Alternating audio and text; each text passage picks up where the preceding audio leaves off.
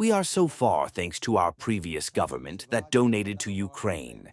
Everything was not us, protected by the Czech Air Force. These are expressions of trust.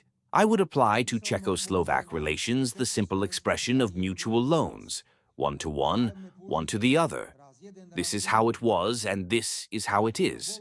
And whether it is Robert Fico, Mr. Fiala, Czech Prime Minister Petr Fiala, or someone else who is here today, this is how it must remain.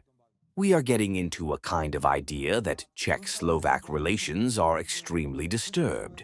Please, how are they disrupted? When an ordinary Slovak meets his friend in the Czech Republic, and when a Czech or a Moravian meets a Slovak, but they are not disturbed, the most they will say is that both Fico and Fiala are jerks, and that's it. That takes care of that. And so it should be, therefore, in the context of Czech-Slovak relations. This was a permanent concentrated pressure from the big Western countries to break up the V4, Visegrad Group, political alliance including Czech Republic, Hungary, Poland, and Slovakia, as a strong regional association, which it represented. Count me in. Czech Republic, more than 10. Me, more than 5, that's 15. Hungarians, 10, 25. On top of that, 40 million Poles, 65 million inhabitants if I count correctly. And I remember various situations in the European councils when we were negotiating in this format before a meeting, and suddenly we announced a view that was contrary to the views of the big ones. I hope that Mrs. Merkel, former German Chancellor, or Mr. Sarkozy, former French President, will not be angry with me now, but I can say, let us knock on the door immediately and let us negotiate. I often go to the Czech Republic privately. I have friends there, and I will always like to go there. I believe that no matter what the political representations are now, I don't want to blame either one or the other, that the Czechs are very happy to come here, and we are very happy to see them here as well. The Slovak government has been very clear about this from the beginning, but today we are at a stage where we should make every effort to put an end to this killing of Slavs in Ukraine. The biggest victim?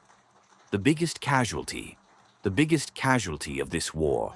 Of course, Ukraine is because it was used as a tool, because the West thought it would use Ukraine and this conflict to weaken the Russian Federation, which, at the end of the day, it has not. Peaceful settlement and peace are things on which both the Slovak Republic and the Czech Republic should focus the maximum possible attention. How are we going to deal with a crisis if we don't talk to someone? I said this symbolically during the celebrations of the 80th anniversary.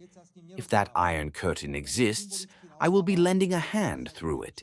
I will lend a hand on normal standard relationships. When I spoke bilaterally with President Putin, we had nothing substantive to talk about, because there is nothing substantive. Here, every possible relationship that existed was being severed.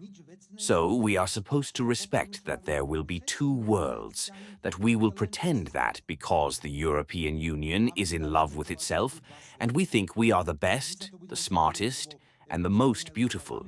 And then we only have to come to China or Vietnam to understand that this is not true, maybe even to some other country.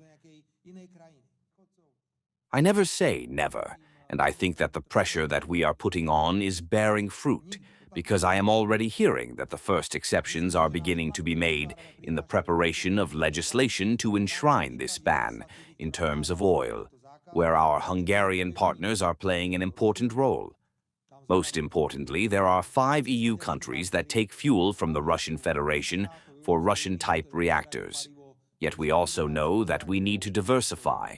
We have taken a political decision to build another nuclear power plant in Jaslovské Bohunice, this time with a capacity of 250 megawatt-hours, and we are looking for cooperation outside traditional Russia.